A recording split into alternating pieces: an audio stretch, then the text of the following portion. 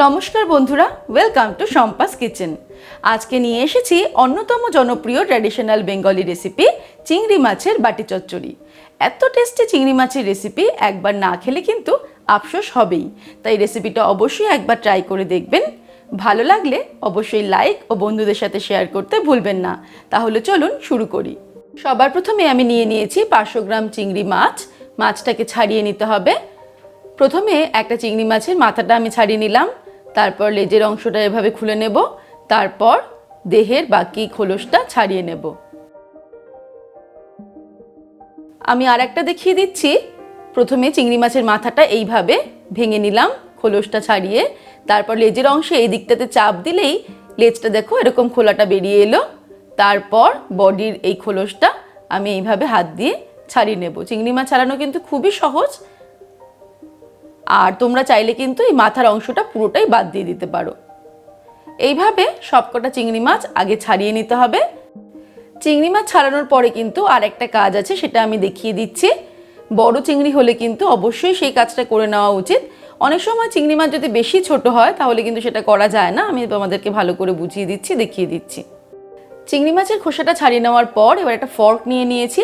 দেখো এই লেজের কাছটাতে যে একটা দাগ মতো, কালো দাগ মতো দেখা যায়, ঠিক তার ওপর দিকটাতে ফর্কটা দিয়ে একটু ফুটো করে নিলাম।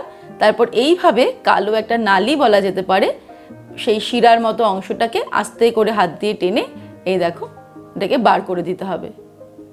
এইভাবে কিন্তু প্রত্যেকটা চিংড়ি মাছের এই শিরার মতো অংশটাকে বের করে দিতে হবে, কারণ এটা থাকলে কিন্তু এটা শরীরের পক্ষে খুব একটা ভালো নয়।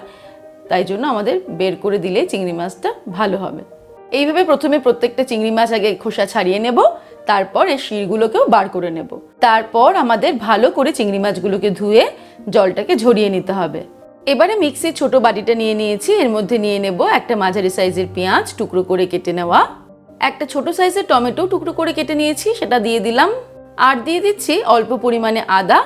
তারপর এটাকে পেস্ট করে নেব। এবারে মিক্সির ছোট জারটা নিয়ে নিয়েছি। এর মধ্যে নিয়ে নেব কালো সর্ষে, আমি 2 টিস্পুন নিয়ে নিলাম। আর দিয়ে দেব সাদা সর্ষে, সাদা সর্ষেও নিয়ে নিচ্ছি 2 টিস্পুন। আপনারা চাইলে পুরো রান্নাটা কালো সর্ষে দিয়েই করতে পারেন।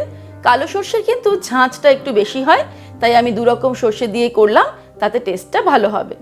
এর মধ্যে দিয়ে দিচ্ছি 4-5টা কাঁচা লঙ্কা, তবে ঝাল অনুসারে কাঁচা লঙ্কাটা অ্যাড করতে হবে। আর দিয়ে দেব 1/4 টিস্পুন পরিমাণে নুন। সর্ষে বাটার সময় কাঁচা লঙ্কা আর নুন দিয়ে যদি বাটি তাহলে কিন্তু তিতো হওয়ার সম্ভাবনা কম থাকে। এবারে এর মধ্যে অল্প পরিমাণে জল অ্যাড করে দেব। হাতে সময় থাকলে এই সর্ষেগুলোকে 10-15 মিনিট একটু ভিজিয়ে রেখে তারপর পেস্ট করে নিতে পারি, আর সময় না থাকলে এক্ষুনিও পেস্ট করে নেওয়া যেতে পারে। এবারে আমি একটা অ্যালুমিনিয়ামের বাটি নিয়ে নিয়েছি। যেহেতু এটা বাটি চচ্চড়ি তাই আমরা বাটিতে রান্না করব। এরকম অ্যালুমিনিয়ামের বাটি না থাকলে আপনারা কড়াইতেও করতে পারেন। এই বাটির মধ্যে নিয়ে নেব ধুয়ে রাখা চিংড়ি মাছগুলো।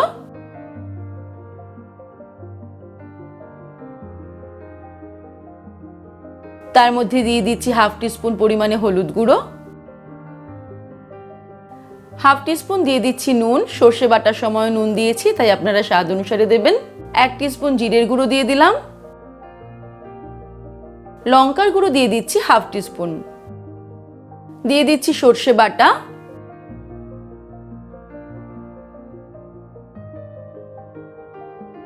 টমেটো পেঁয়াজের পেস্টটাও অ্যাড করে দিলাম। একটা মাঝারি সাইজের আলু আমি ঝিরিঝিরি করে আলু ভাজার মতো কেটে রেখেছি, সেটা দিয়ে দিলাম। আর একটা পেঁয়াজ মাঝারি সাইজের, সেটা আমি কুচিয়ে রেখেছি, সেটাও অ্যাড করে দিলাম। প্রায় 7-8টা কাঁচা লঙ্কা আমি চিড়ে রেখেছি, সেটা দিয়ে দিলাম, তবে ঝালটা কিন্তু নিজেদের স্বাদ অনুসারে অ্যাড করতে হবে। আর ফাইনালি এর মধ্যে দিয়ে দিচ্ছি 4 টেবিল স্পুন সর্ষের তেল। সবকিছুকে এবারে খুব ভালো করে মাখিয়ে নিতে হবে। সমস্ত মশলাগুলো চিংড়ি মাছের সঙ্গে ভালো করে মেখে নিয়ে এটাকে রেখে দিতে হবে মিনিট 15। তারপর ফিরে আসছি।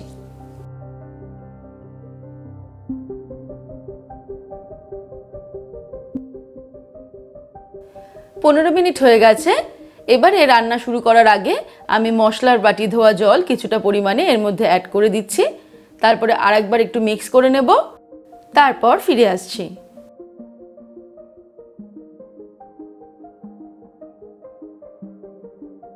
তারপর গ্যাস অন করে আমি এই গ্যাসের ওপরে বাটিটাকে বসিয়ে দিলাম।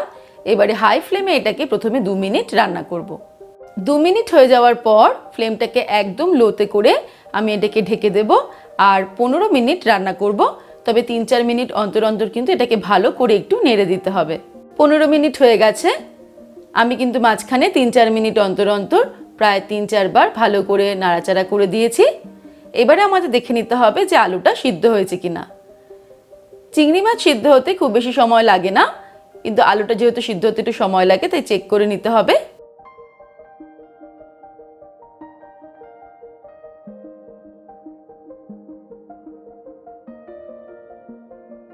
হ্যাঁ, আলুটা কিন্তু একদম সিদ্ধ হয়ে গেছে।